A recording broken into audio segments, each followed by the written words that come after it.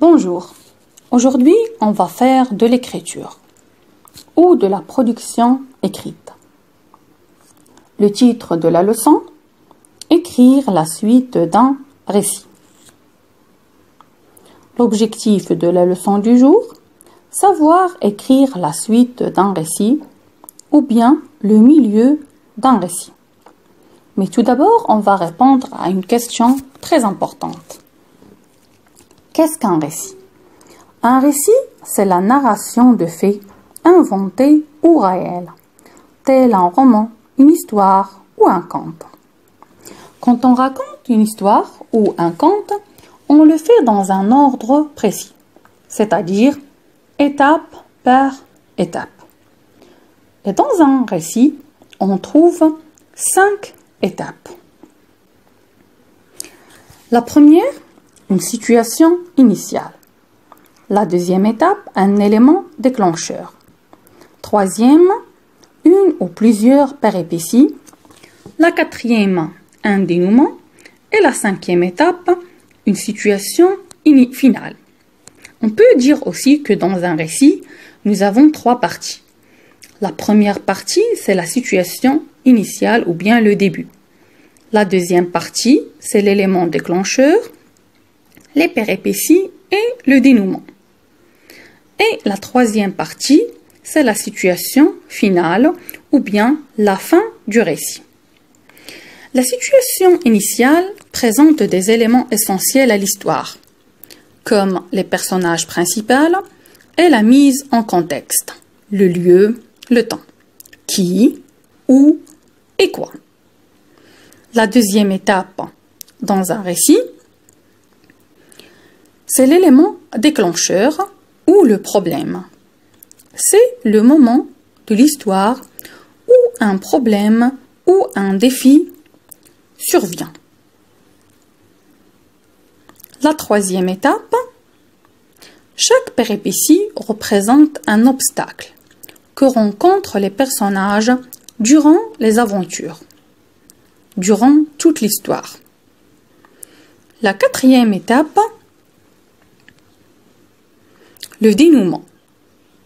Le dénouement est le moment où la solution au problème est trouvée et résolue. La cinquième étape, dans la situation finale, les personnages apprennent une leçon ou tout simplement retournent au calme. Et maintenant, je vais vous demander de prendre les manuels, la page 119. Écoutons. Un soir où il n'avait rien pêché, Keikura, fatigué, aborda une île qu'il ne connaissait pas pour se reposer. Grâce à la lune, Keikura distingua un groupe de fées, formant une ronde au-dessus de l'eau.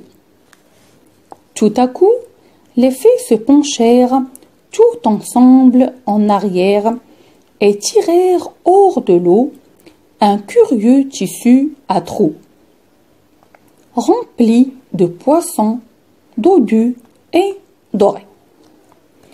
Ce petit paragraphe qu'on vient d'écouter représente la deuxième partie du récit. Dans cette partie, on présente ce qui se passe au milieu du récit. Et maintenant, on va essayer d'expliquer quelques mots difficiles. Aborder, c'est joindre, atteindre, arriver ou approcher. Nous avons aussi le mot île, un espace de terre entouré d'eau de tous côtés. La lune. La lune est un astre lumineux qui éclaire la terre pendant la nuit.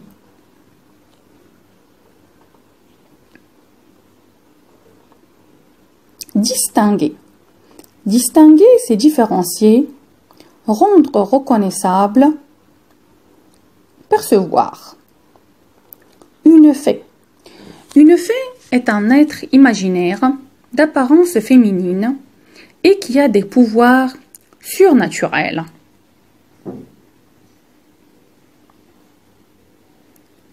Une ronde qui a la forme d'un cercle. Les enfants jouent à la ronde dans la cour. Dodu. Dodu, gros, rond, qui est bien en chair.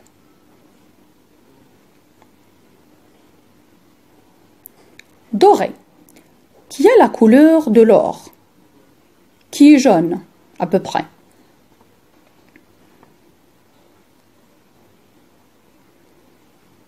Nous avons quelques questions de compréhension auxquelles on va essayer de répondre. 1. Que fait Kaikura un soir où il n'a rien pêché? 2. Quel événement inattendu se produit alors? 3. Relève le groupe de mots qui introduit une action subite. Allez, réfléchissez un petit peu. Bien. La première réponse. Kaikura s'arrête dans une île qu'il ne connaissait pas pour se reposer. La deuxième réponse. Il distingue un groupe de fées formant une ronde au-dessus de l'eau. Troisième réponse. Le groupe de mots qui introduit une action subite, c'est tout à coup.